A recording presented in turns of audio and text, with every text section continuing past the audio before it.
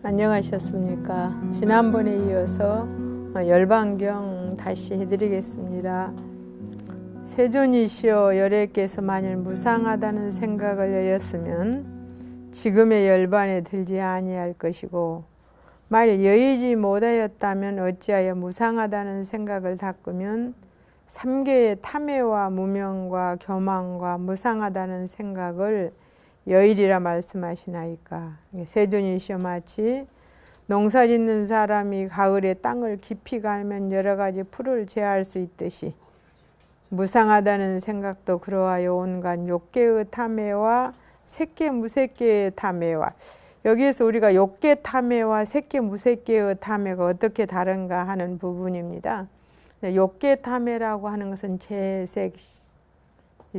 우리가 재색이 아니고 식욕, 그죠? 식욕, 성욕, 수면욕, 이 세 가지가 욕계의 탐애입니다. 이것은 욕계 중생은 이 세 가지를 근본 탐욕으로 해서 모든 것이 일어나는데요. 색계는 모든 색의 변화를 보면서 사는 것이기 때문에 색에 대한 탐애가 있고요.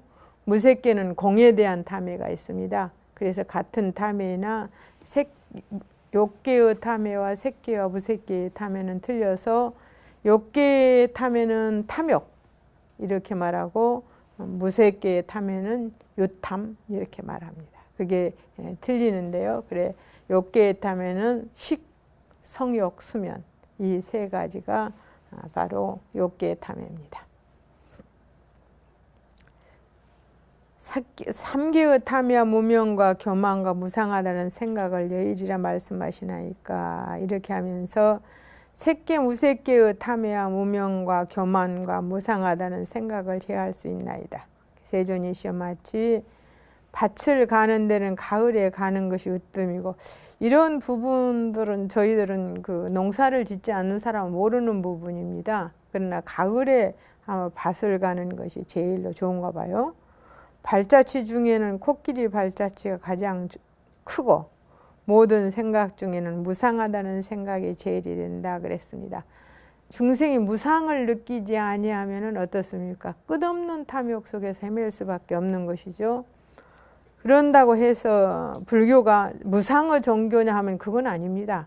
부처님께서 무상을 말씀하시는 것은 중생이 모든 유물, 그러니까 세계 집착에 있기 때문에 세계 집착 자체를 떼지 못한다면 어떤 것도 할 수 없기 때문에 수행의 방법 가운데서 제일 먼저 무상을 느껴야 합니다. 무상이란 영원하지 않다.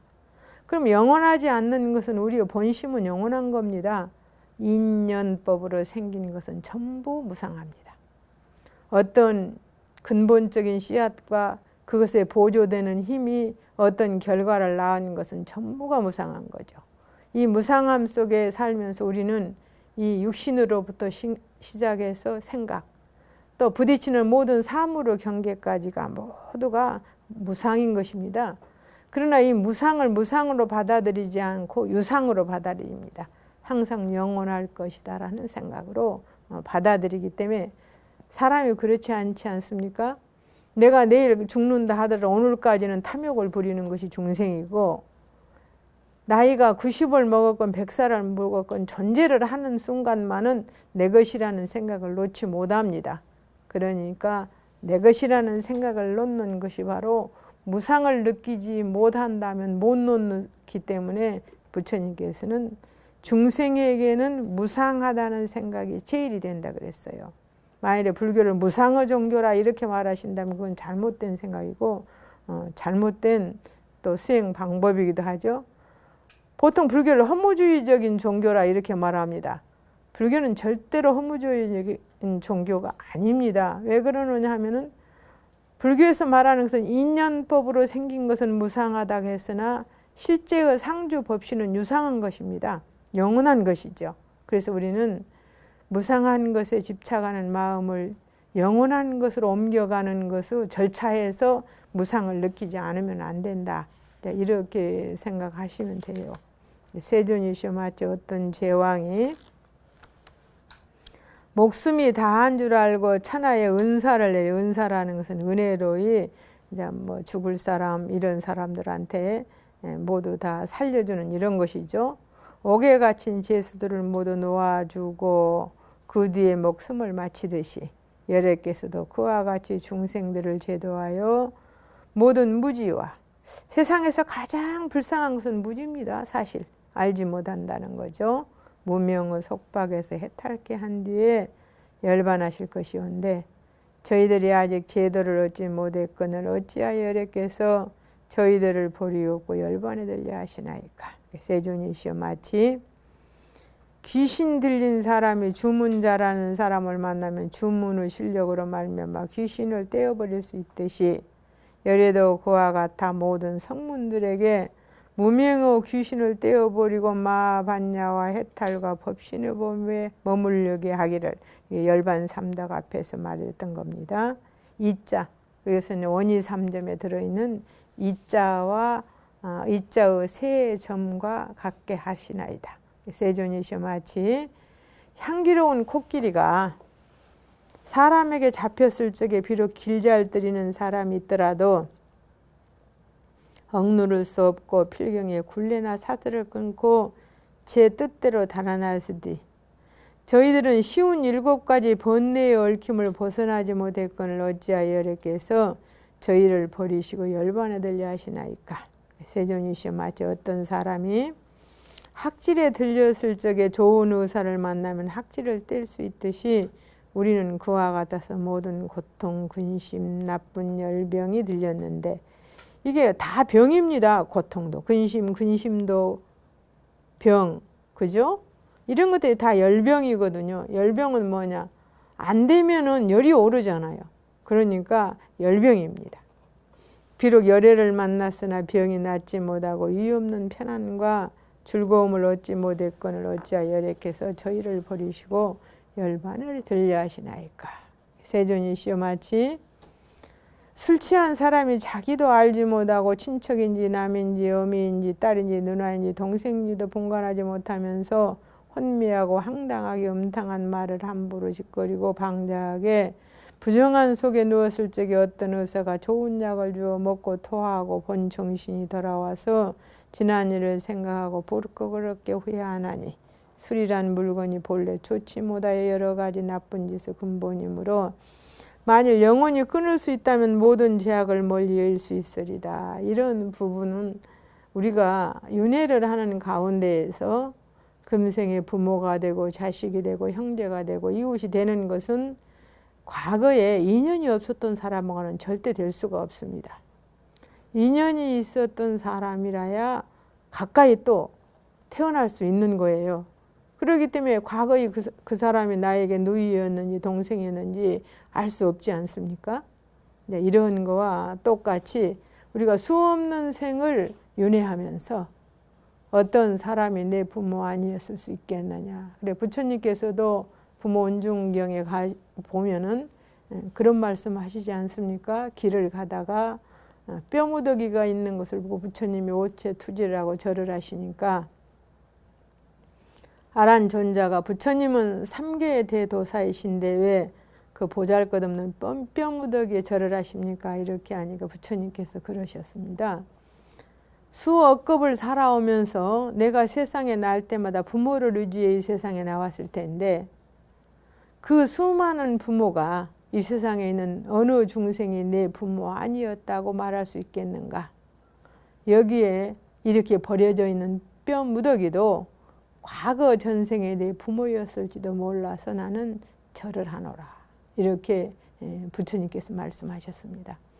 그래서 우리가 이 생명을 금생은 현재의 부모를 만나서 받았지만은 내가 수억 급을 중생으로 헤맸다고 생각하면 그 수억 급 동안 반드시 우리도 부모를 의지해서 나왔을 것이고 그 부모가 영원하니 항상 부모는 아닙니다. 또 다른 인연이 만나 부모가 되고 자식이 되고 형제가 되고 누이가 되고 그런 가운데서 계속 이루어지는 인과 인연 관계를 지금 부처님께서는 이렇게 말씀하셨어요. 세존이시여 우리도 그와 같다 오랜 옛적부터 생사에 헤매면서 색정에 취하고 오욕을 담아야 어미가 아닌 얘기 어미라는 생각을 내고 영원한 나의 어미는 없습니다. 금생만의 의미죠. 누나가 아닌 이에게 누나라는 생각을 내고 중생이 아닌데 중생이라는 생각을 가지었으므로 여러 갈래로 돌아다니면서 수많은 윤회를 했다는 거죠. 나고 죽는 고통을 받는 것이죠. 술 취한 사람이 부정한 속에 누웠듯 하옵거늘 여러께서 지금 법의 약을 주시어 번뇌의 나쁜 술을 토하게 하시오나 아직 깨달은 마음을 얻지 못하는데 어려께서 어찌하면 또 처의를 버리고 열반에 들려 하시나이까. 이런 것은 우리가 무상을 느껴서 아직 윤회를 면치 못했고 생사를 면치 못했는데 어떻게 가십니까? 이렇게 애타게 지금 하는 거죠. 세존이시 마치 어떤 이가 파초를 속이 단단하다고 찬양한다면 옳지 못한 것처럼 중생이 만일 칭찬하기를 내라는 고집, 나라는 고집, 아상입니다. 사람이라는 고집, 인상이에요. 중생이라는 고집, 중생상입니다. 오래 산다는 고집, 이것은 수자상. 금강경에서 말하는 사상, 아상, 인상, 중생상, 수자상. 나라는 고집, 여기에서 말하기를 나라는 고집. 나가 어디 있습니까? 내 생각은 그죠? 어제 생각했던 것이 오늘하고는 생각이 다릅니다. 어제는 분명히 옳았는데 오늘 생각하면 안 옳을 수도 있어요. 어제는 틀린 것 같았는데 오늘 생각하면 맞을 수도 있습니다. 그래서 내가 세상을 살아오면서 내 생각은 항상 옳다라고 생각해 본 사람 별로 없을 것입니다. 어제는 이것이 옳은 것 같았는데 오늘은 좀 후회스럽고 그것이 아니었는데 이런 생각을 가질 거예요. 그래서 나라는 고집을 가지면 안 되고 사람이라는 고집, 나는 영원히 사람일 것이다. 내 소유라는 것입니다. 모든 것이. 나는 내 소유란 영원한 것이 없습니다. 잠시 가졌다가 또 다른 사람이 가지는 거죠. 그래서 그런 말이 있습니다. 인디어들이 대륙에 살는데 외국에서 와가지고 인디안한테 땅을 팔라고 했습니다. 대륙 이야기죠. 그러니까 인디안 추장이 뭐라고 했는 줄 아십니까? 땅을 어떻게 파느냐 이거야. 가만히 있는 땅을 줄 수도 없고 받을 수도 없는데 어떻게 팔며, 이 땅이라고 하는 것은 우리 모두가 여기에 살다가 내가 살고 나면 또 나의 후손에게 물려주는 것이지 이것은 팔고 사는 것이 아니다. 마치 우리가 공기나 바람을 팔고 살 수 없는 것과 똑같다라는 그런 대답을 했다고 그래요. 그러니까 아메리카에 처음에 백인들이 들어와서 그네들이 말하는 것이 인디안이죠. 사실 인디안이 아니거든요. 그런 말을 우리가 들으면 그렇지 않습니까? 땅을 어떻게 사고 팝니까? 땅은 그대로 있는 것이고 그 위에 살았던 중생들은 살다가 가는 것이고, 그런 하나의 그 인디어의 이야기를 듣는 참으로운 진리다라고 하는 생각. 그리고 또 그런 말이 있죠. 땅이 1000년을 지나는 동안 주인은 800번 바뀐다. 800번 바뀌는데 누구의 것이겠습니까?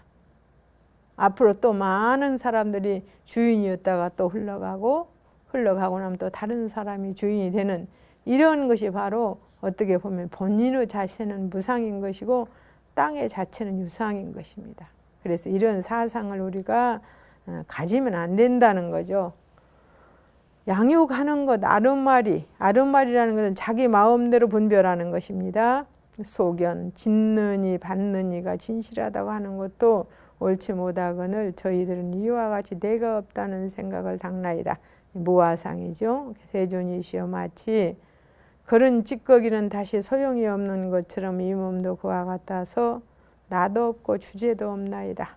세존이시여 마치 치리없수 꽃이 향기가 없듯이 이 몸도 그리하여 나도 없고 주제도 없나이다. 저희들도 그와 같이 마음으로 내가 없다는 생각을 항상 닥사오니 부처님이 말씀하시기를 온갖 법이 나도 없고 내 것도 없으니 너희 비구들은 그렇게 닦으라. 그렇게 닦으면 나라는 하나의 교만이 없어지고 나라는 교만을 여의면 문득 열반에 들리라. 바로 이 부분이 우리가 가장 중생의 입장에서 볼 때는 닦아야 되는 그런 부분입니다. 세존이시여 마치 새의 발자취가 공중에 나타날 수 없듯이 내가 없다는 생각을 닦는 이에게는 모든 소견이 있을 수 없나니라. 그때 부처님께서 여러 비구들을 찬탄하시기를 잘한다. 너희들이 내가 없다는 생각을 잘 닦는다.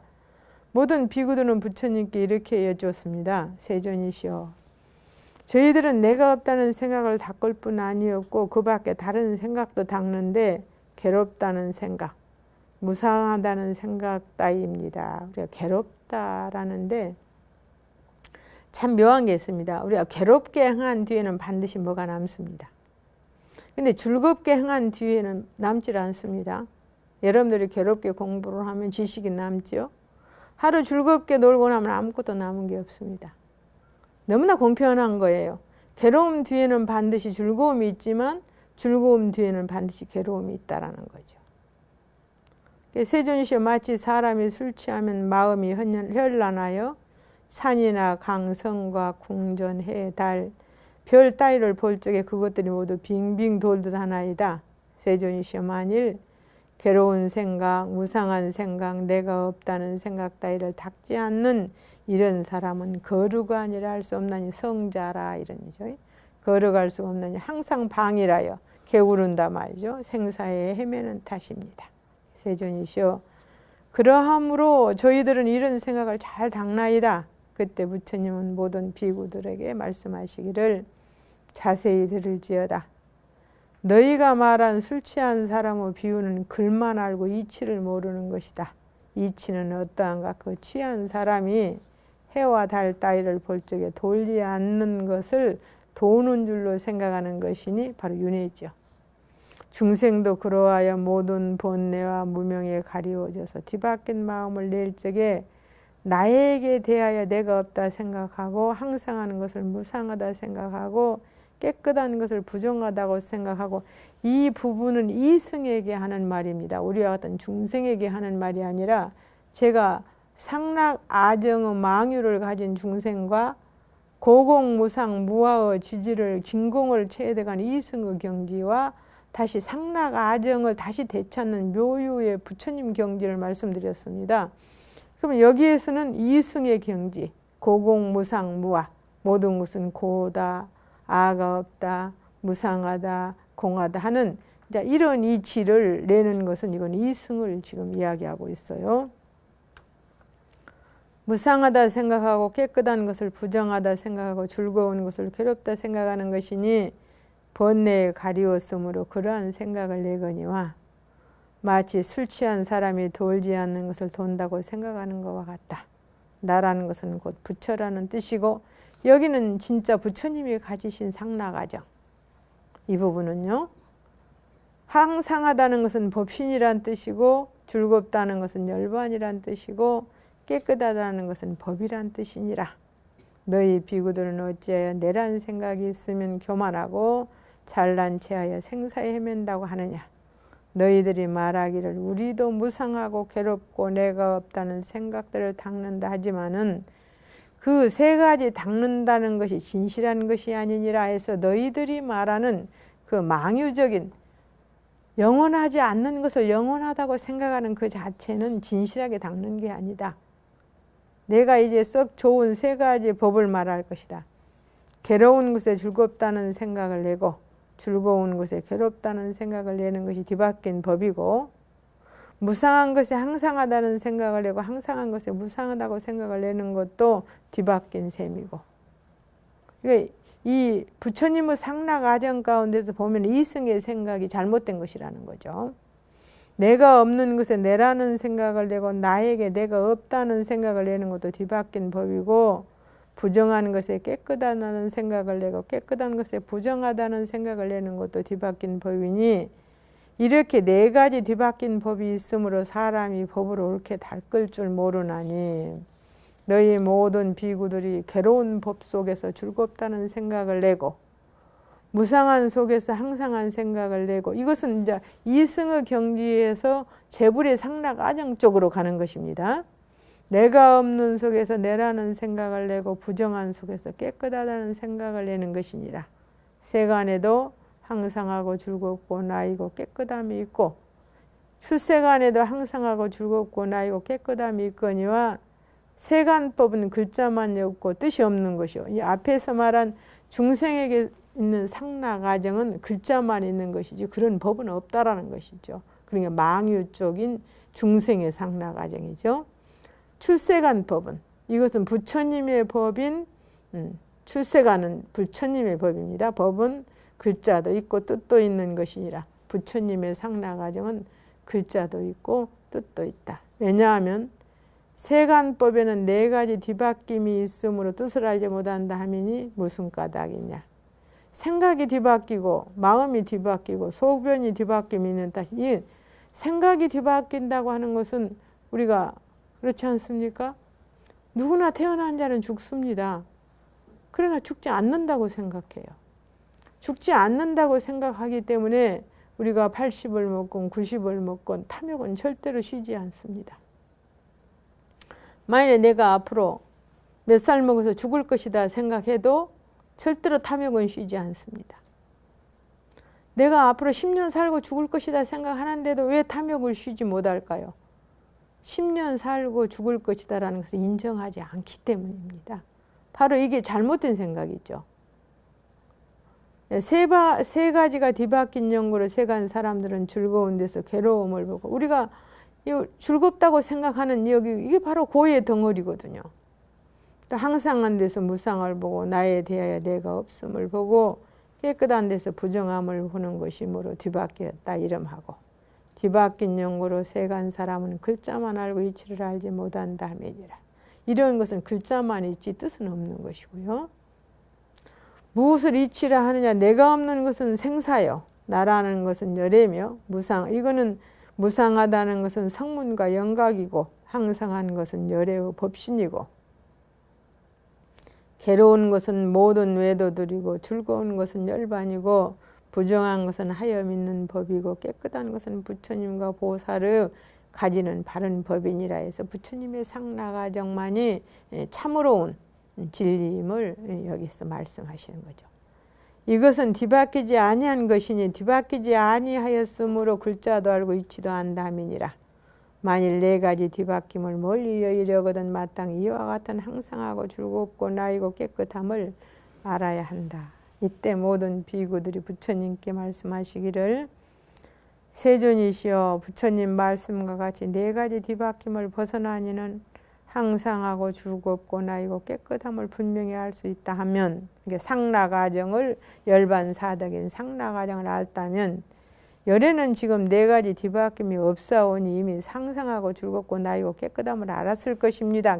상나가정을 얻었을 것입니다. 이런 이야기네요. 이미 항상하고 즐겁고 나이고 깨끗함을 알았으면 어찌하여 한 겁이나 반겁을 머무르면서 저희들을 가르치고 이끌어 4가지 뒤바꿈을 여의게 하지 않고 저희를 버리고 열반에 들려 하시나이까. 항상하다는 것은 영원한 것이니까 영원히 계셔도 되지 않습니까? 이렇게 말을 하는 거죠. 열애께서 만일 불쌍히 여겨 가르쳐 주시면 우리도 지극한 마음으로 받들어 익힐 것이오나 열애께서 열반에 드시면 저희들이 어떻게 이 삼독의 몸과 함께 있으면서 탐진치 삼독이죠. 범행을 닦사오리까. 범행이라는 깨끗한 행을 어떻게 닦습니까? 가르쳐 주지도 않는데 저희들도 역시 세존을 따라 열반에 들겠나이다. 이렇게. 근데 성문의 사과만 얻어도 열반은 자유로이 얻을 수 있습니다. 그대 부처님은 모든 비구들에게 이렇게 말씀하십니다. 너희들은 그런 말 하지 마라. 내가 가진 이유 없는 바른 법을 이제 모두 마가섭에게 붙여봐했으니 이 가섭은 너희들의 큰 의지가 되리라 해서 여기서 가섭에게 법을 붙여가는 장면이 나옵니다. 마치 열애가 모든 중생을 의지할 때가 되듯이 마가섭도 너희들을 의지할 때가 되리라. 마치 저 임금이 통화라는 일이 많지만은 여러 곳으로 순행할 때는 국가의 온갖 일을 대신 에게 부초가듯이 열애도 그리하여 가진 바른 법을 마가섭에게 부초가였느니라. 너희들은 먼저 익히던 무상하고 괴롭다는 생각은 진실하지 아니하니 마치 봄철에 여러 사람이 큰 연못에 모여가기로 하고 배를 탈고 노기도 하다가 유리보배를 깊은 물속에 빠뜨려 잃어버리고 여러 사람이 물에 들어가서 그 보배를 찾을 적에 제각기 돌이나 기왓장이나 나무나 자갈을 집어들고 유르 보배를 찾는 줄 여기면서 기쁜 마음으로 가지고 나와 보고야 참 보배가 아닌 줄을 아나니 보배는 아직 물속에 있어서 보배의 힘으로 물이 맑아짐으로 여러 사람들이 물속에 있는 유리 보배 보기를 공중에 밝은 달을 우러러 보는 듯 하는데 이때 대중 가운데 어떤 지혜 있는 사람이 있다가 방편으로서 천천히 물에 들어가 보배를 찾아냄과 같음이라 해서 우리가 부처님 경전 가운데 어디에서 부처님이 정식으로 마가섭에게 법을 부촉한다는 말이 나왔을까? 이제 이렇게 생각하실 수 있어요. 그러나 바로 열반경 여기에서 나옵니다. 나의 모든 법은 마가섭에게 부촉했노라. 이게 실질적인 하나의 이야기죠. 너희 비구도 그렇게 무상하고 괴롭고 내가 없고 부정하다는 생각을 닦으면서 참된 이치라고 생각하기를 저 여러 사람이 돌이나 기왓장이나 나무나 자갈을 가지고 참말 보배라고 생각하듯이 하지 말고 마땅히 좋은 방편을 배우되 가는 곳마다 우리가 이 부분은 세상은 수많은 종교가 있습니다. 우리가 볼 때 대표적인 종교 기독교니 천주교니 불교니 또 뭐 마하메트교니 많은 종교가 있어요. 그러나 그 많은 종교 가운데에서 불교가 말하는 생사를 여의는 법을 가르치는 종교는 없습니다. 생사를 여여서 참으로운 자기의 법신을 찾아내고 적정 열반을 성취하며 세상의 모든 것을 꿰뚫어 볼 수 있는 지혜를 얻을 수 있는 종교는 불교밖에 없습니다. 여러분들이 저의 말씀을 들으시면서 한번 성경도 보시고 또 유서도 보시고 여러 가지 것을 보시면서 과연 어디가 생사 벗는 길을 가르친 것이 있겠는가 있는가 한번 살펴보시기 바랍니다. 또 우리가 생사를 벗지 못하면 우리는 영원한 행복은 없습니다. 항상 죽음이 나를 따라다닌다라고 생각하면 공포가 있습니다. 죽음은 결코 나를 떠날 수가 없을 것입니다. 나라는 생각, 항상하다는 생각, 즐겁다는 생각, 깨끗하다는 생각을 항상 닦을 것이고 또 먼저 익히던 네 가지 법은 모두 뒤바뀐 것임을 알아야 한다. 이 네 가지 법이라는 것은 고, 공, 무상, 무아 바로 이승법을 이야기하는 거죠.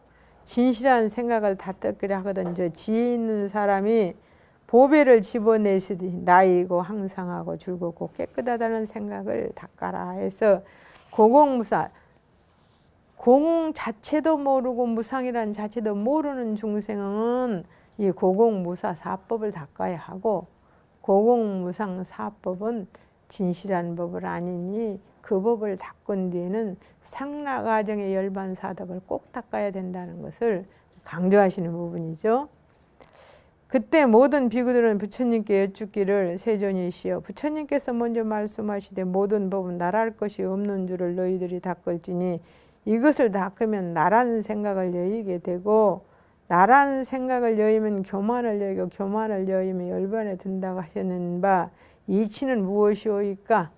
전에 말한 이승법 바로 고공무상 무아를 말을 하는 거죠. 부처님이 모든 비구들에게 이르시기를 잘하는 일이로다 잘하는 일이로다. 내가 지금 이런 이치를 물어서 의심을 끊으려 하는구나.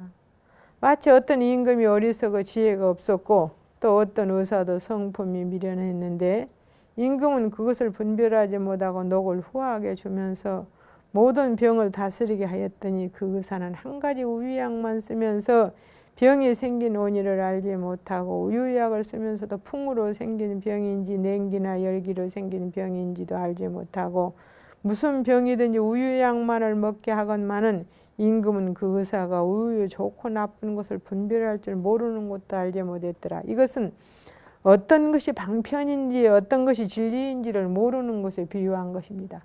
법은 방편을 의지해서 진리로 가는 것이지 진리를 바로 논할 수는 없는 것이거든요. 그렇지 않습니까? 우리가 가을이 되면 아름다운 단풍이 듭니다.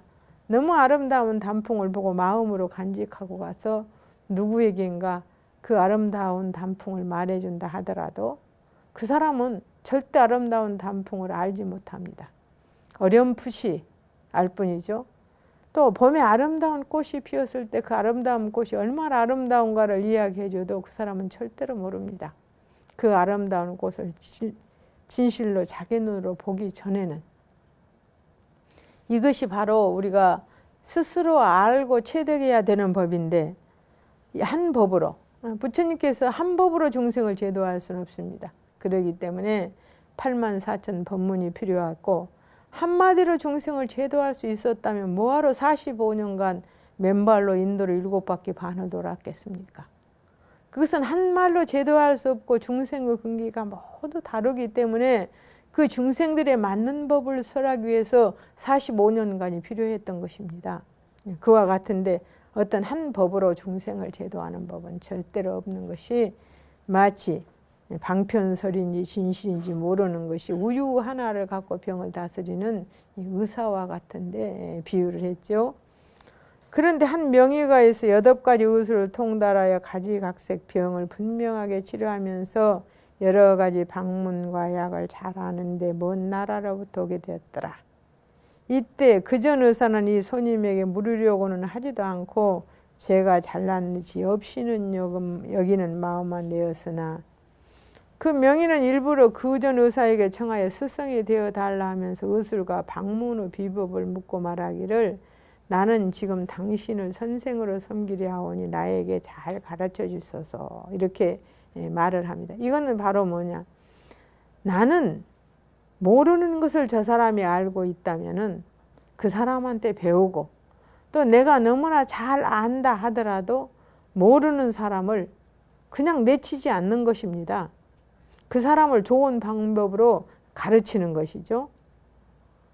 옛 의사는 그대가 나를 위하여 48년 동안만 섬기면 그 뒤에 가르쳐 드리라. 이제 이 48년이라고 하는 이 부분은 뒤에 나옵니다.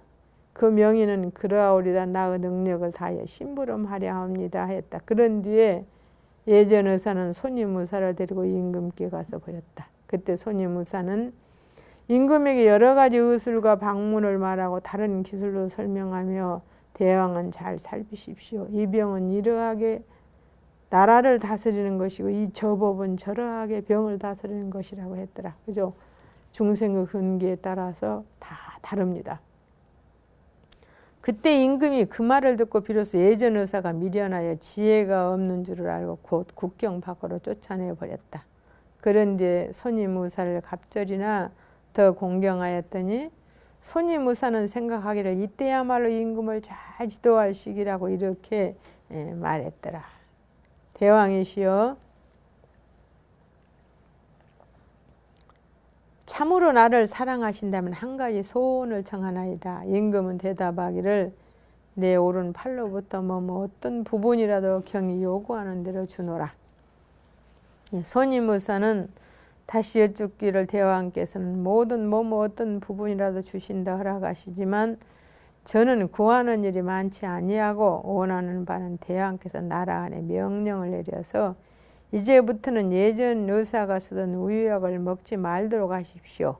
그 이유를 말하면 그 약이 독하여서 해가 많은 까닭이니 만일 다시 먹는 사람은 머리를 벤다고 하시어 우유약을 아주 금하면 다시는 행사하는 사람이 없고 항상 태평하게 싸우니 이런 원을 청하옵니다 했습니다. 우리가 인간이 앓는 병도 약이 가지가지지 않습니까?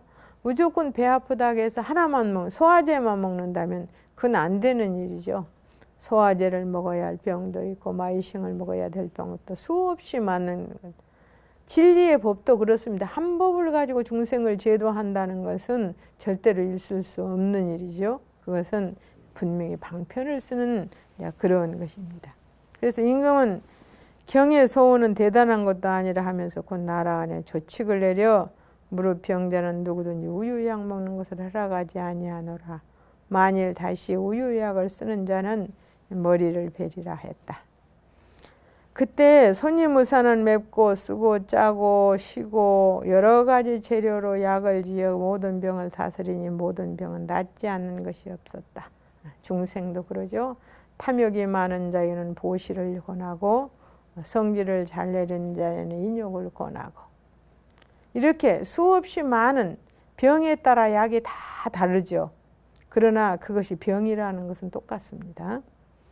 그 뒤에 오래지 아니하여 임금이 병이 나서 손임 의사를 불러서 진찰하게 하였더니 의사는 임금의 병을 살피 우유를 써야 할 것을 알고 이렇게 해주었더라. 대왕의 병환에는 우유약을 써야 하겠습니다. 제가 앞서 우유약을 금하게 한 것은 참말이 아니었고 이제 대왕께서 우유약을 쓰시면 병환이 곧 쾌차할 것이니 대왕의 병환은 열기로 생긴 것이므로 우유를 잡수셔야 합니다. 이 열기라고 하는 것은 성질내는 것입니다. 성질내는 것은 시원하게 해줘야 되는 것이죠. 탐욕은 무거운 것이고 우리가 성질을 내는 것은 아주 뜨거운 것입니다. 그래서 탐욕은 원래 물과 같아서 차다고 그럽니다. 우리가 입으로 이렇게 숨을 후 하고 들이쉬면 찬기가 입으로 싹 들어옵니다. 탐욕은 거두어 들이는 것이지 않습니까? 그래서 이런 탐욕을 많이 행하면은 죽으면 한빙지옥에 간단 말이에요. 그래서 나오는 것입니다. 자꾸 탐욕을 행하는 자는 마음이 차가워집니다. 차가워지고 냉정해지고 그런 것이 내 업에 얽혀버리면은 그 똑같은 류를 찾아갈 수밖에 없어요. 그래서 우리는 어떤 것은 좋은 것이고 어떤 것은 나쁜 것이라는 법은 없습니다. 법이란 적재적소에 다 쓰여질 수 있는 법이나 써서는 안 되는 법이 있고 써야 되는 법이 있다라는 거죠. 사람에 따라서. 임금은 손임 의사에게 이렇게 말하기를 경은 지금 머리가 돌아왔는가 어찌하여 우유를 먹으면 이 병이 낫겠다 하는가. 앞서는 우유약이 독하다고 하다가 이제는 먹으라 하니 나를 속이는 것이 아닌가. 예전 의사가 시키던 우유약이 해롭다고 해서 쫓아내게 하더니 이제는 병이 가장 적당한 좋은 약이라 하니 경의 말 같을진데 예전 의사가 경보다 나을 것이 아닌가. 이렇게 다시 말합니다. 그래 예전 의사는 방편을 쓸 줄 몰랐지 않습니까? 하나만을 가지고 모든 병을 다스렸고 지금의 의사는 짜고 시고 맵고 쓴 여러 가지 다방면의 약을 가지고 병을 다스렸다. 이 부분이 틀린 거죠. 이때 손임 의사는 말하기를 대왕은 그렇게 말씀하실 것이 아닙니다. 마치 어떤 벌레가 나무잎을 먹어서 글자를 잃었다 할지라도 이 벌레는 글자인지 아닌지 아는 것 아닙니다. 지혜 있는 이는 이 벌레가 글자를 안다고 하지도 않고 이상하게 생각하지도 않을 것입니다. 대왕이시여 예전 의사도 그와 같아서 병의 증세는 알지도 못하면서 일률적으로 우유약을 쓰라 하는 것은 마치 저 벌레가 우연히 글자를 이루는 것 같이 예전 의사는 우유약의 성질도 모르고 쓰게 한 것이다 해서 중생의 근기도 살피지 않고 무조건 법을 설한다고 하는 것은 안 된다는 겁니다. 임금은 어찌하여 우유의 성질을 모른다고 하는가 하고 물었다. 손임 의사는 이렇게 대답합니다. 우유약은 독한 것도 있고 감로 같은 것도 있나이다. 우유약이 감로 같다는 것은 젖소가 술찌꺼기나 매끄러운 풀이나 깨어진 보리 따위를 먹지 않고 송아지가 유순하고 놓아 먹이는 데가 높은 데도 아니고 낮은 데도 아니며 맑은 물만 먹이고 뛰어 달리지도 아니하고 황소와 함께 있지도 아니하고 먹는 것이 알맞고 다니고 머무른 데가 적당하면 그런 소우젓은 모든 병을 치료할 수 있는 것이므로 감로 같은 좋은 약이라 하지만 그 위에는 모두 독하고 해로운 것입니다. 해서 방편을 잘못 쓰면 독이 됩니다. 그거를 알으셔야 됩니다. 우리가 방편은 지혜 있는 자만이 쓰는 것이지 아무나 쓰는 것이 아니죠. 그때 임금은 이 말을 듣고 탄탄하기를 큰 의사여 참으로 좋은 말이다. 나는 오늘이야 우유에도 좋은 것 나쁜 것이 있는 줄 알았다 하고 그래서 우리가 사실 종교도 좋은 종교 나쁜 종교를 따지는 것보다는 참으로운 종교인지 정말 그 종교가 사람의 심성을 망치는 종교인지 이런 것 좀은 잘 알아야 된다고 합니다. 법도 그렇고 진리도 그렇고 다 그렇습니다. 하고 우유를 먹고 병이 나았고 다시 나라의 명령을 내려서 지금부터는 우유약을 먹으라고 했더라. 백성들은 이 명령을 듣고 모두 원망하면서 서로 이르되 임금은 지금 귀신이 집혔는가? 어찌하여 우리를 속이어 우유를 먹으라 하는가 하면서 모두들 원망을 품고 임금이 있는 데로 모여왔다. 임금은 이렇게 말했습니다. 너희들은 나를 원망하지 말라. 이 우유를 먹지 말라고 했다가 또 먹으라고 하는 것은 모두 무사가 시키는 대로 한 것이고 나의 허물은 아니다. 이렇게 말을 하네요. 그리하여 임금과 백성이 모두 즐거워서 손이무사를 공양하면서 모든 병자들이 우유약을 먹고 병이 쾌차함과 같다. 해서 방편이라고 하는 것은 일률적일 수 없다. 모든 방편은 중생의 병에 따라서 이루어지듯이 모든 약은 이루어지듯이 모든 방편은 중생의 근기 따라서 이루어진다라는 거죠.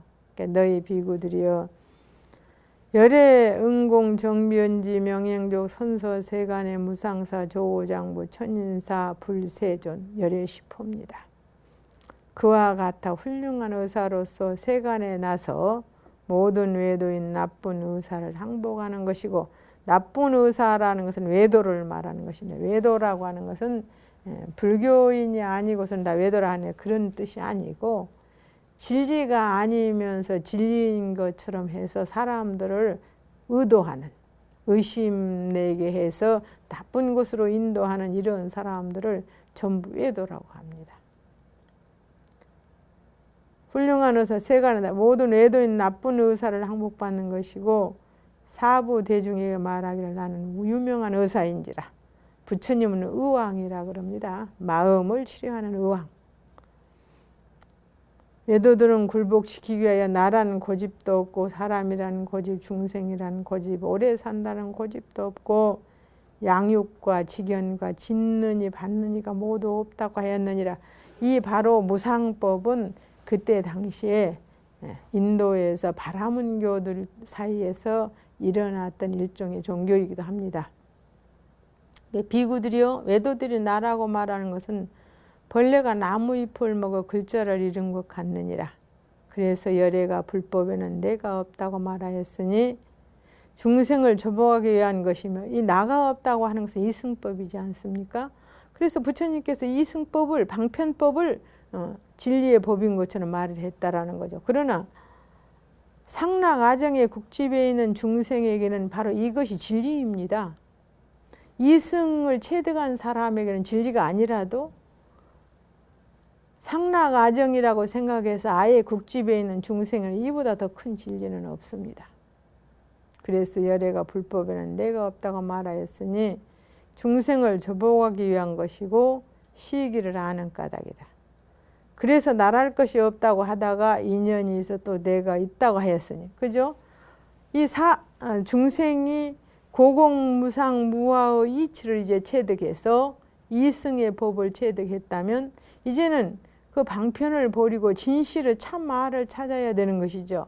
그러니까 부처님께서는 고공무상 무아는 고요, 공이요, 무상이요, 무아라고 하는 그 자체는 진실한 법이 아니다. 이렇게 가르쳐 주시는 것이죠. 저 명의가 우유의 약되는 일과 약되지 않는 일을 잘하는 것과 같은 것이고 범부들을 억축하는 나라는 것과는 같지 아니하니라. 우리가 어려서는 어머니가 인형 하나 사주면 인형이 진짜라고 생각합니다. 악이라고 생각하고 진짜라고 생각하지만 조금 크면은 그 인형이 악이가 아니라는 것을 알게 되는 것과 똑같습니다. 그래서 정말 우리가 아무것도 모르는 범부 중생일 때는 무상의 이치마저도 모릅니다. 그러기 때문에 무상한 것을 유상이라 국집해서 그것에 매달리니까 부처님께서는 그것은 영원성이 없는 무상이다. 이제 이렇게 가르쳐 주셨겠죠. 범부나 어리석은 사람이 나라고 억축하는 이는 혹은 크기가 엄지가락 같다 하고 혹은 계자씨 같다 하고 혹은 티끌 같다 하지만 열애가 말하는 나라는 것은 그런 것이 아니다. 그러므로 모든 법이 내가 없다고 하지만은 진실은 내가 없는 것도 아니니 이게 상락아정. 참으로 부처님이 느끼시는 상락아정을 말하는 거죠. 어떤 것이 참 나인가? 만일 어떤 법이 진실하고 참되고 항상하고 주제가 있고 의지가 있어서 성품이 변하지 아니하면 이것을 나라고 할 것이니 이 세상에 영원한 것을 이야기합니다. 영원한 것. 이 영원한 것이라고 하는 것은 10년 전에도 그것이 진리였고 100년 전에도 그것이 진리였고 1000년 전에도 그것이 진리였고 2000년 전 아니 5000년 전에도 그게 진리였던 것이 오늘날도 진리라고 한다면은 그것이 바로 진리인 것입니다. 그러나 1000년 전에는 진리였는데 지금은 진리가 아니라고 하는 것은 그건 진리가 아닙니다. 우리가 생각할 때 그렇지 않습니까? 진리는 변하지 않는 것이기 때문에 의지가에서 성품이 변하지 아니하면 이것을 나라고 할 것이니 저 명의가 우유약을 잘 아는 것 같다. 열애도 그와 같아서 중생을 위하는 까닭으로 모든 법 가운데 진실을 내가 있다고 말하는 것이니 너희 사부 대중은 이렇게 이 법을 닦아 익히라 해서 중생의 상락아정, 망유의 가인, 그죠? 이 몸을 항상하다고 생각하고 이 세계를 항상하다고 생각하고 또 생로병사를 짊어지고 있는 이 육신을 정말 나라고 생각하고 우리는 숨 한 번 들이쉬고 못 내쉬는 사이에 900번 변한다고 그러죠. 그래서 1찰나에 900생멸한다 그럽니다. 우리가 똑딱하는 사이에 내 마음은 900번 변한다는 거예요. 그 900번 변하는데 900번 변한다는 것은 조금 전에 생각이 후에 생각이 아니고 조금 전에 생각이 다시 후에 생각이 아니다라는 겁니다. 근데 거기에 어떤 것이 나입니까? 나라는 것이 없어요. 그리고 우리가 사는 세상 생로병사가 있습니다. 나고 늙고 병들고 죽는 것 아무도 피할 수 없는 이것은 재산이 있거나 재산이 없거나 그게 문제가 아니에요. 재산이 있건 재산이 없건 모두가 겪어야 되는 권력이 있건 권력이 없건 또 모두가 겪어야 되는 인연이 있건 인연이 없건 모두가 다 겪어야 되는 이런 하나의 부분이 바로 고인데 우리는 그것을 낙이라고 생각하고 살고 있습니다. 즐겁다. 아무리 즐거워도 생로병사 여일 수 없고 구부듣고 하죠. 구하는 것이 많은데 그 마음을 채울 수 없고 사랑하는 것을 여여야 되고 싫은 것과 함께 해야 되고 또 이 육신과 함께 해야 되는 팔고가 있는 한은 우리는 고입니다. 즐겁지 않다라는 거죠.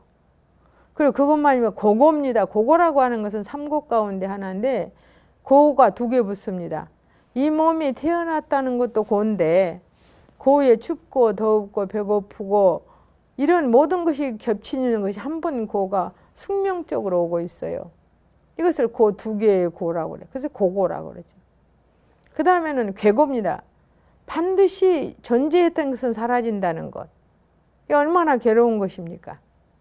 존재했던 것이 사랑하는 사람도 떠나갈 것이고 내가 가장 사랑하는 육신마저도 무너질 것이다. 이게 괴고예요. 그 다음에 행고라고 하는 것은 내가 아무리 내 마음을 오래 가지고 싶어도 절대로 오래 가질 수 없습니다. 즐거운 마음도 오래 가질 수 없고 미운 마음도 오래 가질 수 없죠. 그죠?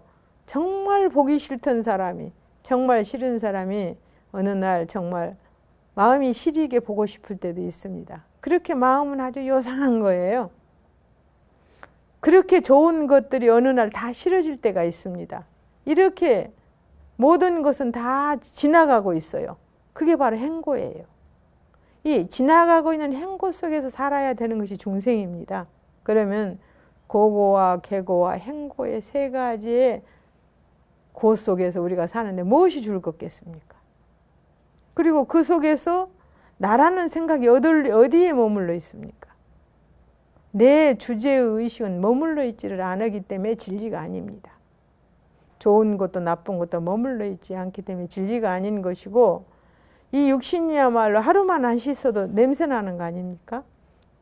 또 우리 몸속을 한번 들여다보면 정말 더러운 것들이 가득 차 있습니다. 그래서 근데 항상 자기는 깨끗하다는 생각을 해요. 그래서 그것은 깨끗한 것이 아니라 부정한 것이다. 이렇게 이것을 가지고 있는 한 우리가 사는 것은 절대로 진실하고 참되고 항상하고 주제가 있다고 볼 수가 있는 것이 아니대. 그런데 우리는 그런 생각을 가지고 있는 것이 중생이기 때문에 그 자체를 고라고 생각하고 공이라고 생각하고 무상이라고 생각하고 무아라고 생각하는 이승의 경계까지만 올라가려고 하더라도 우리는 아주 까마득합니다. 이런 까마득한 가운데에서 그것을 다시 벗어났을 때 참 나인 상락 아정이 있다라는 거죠. 그래서 여기서 저 명의가 우유약을 잘 아는 것 같느니라. 열에도 그와 같아서 중생을 위하는 까닭으로 모든 법 가운데 진실로 내가 있다고 말하는 것이니 너희 사부 대중은 이렇게 이 법을 잘 닦아 익혀라 해서 유언처럼 이제 이런 말을 남기시는 것이죠. 그래서 순타가 아주 슬픈 탄식을 하면서 부처님께 하나하나 물른 상락 아정의 법을 부처님은 설명을 하셨습니다. 감사합니다.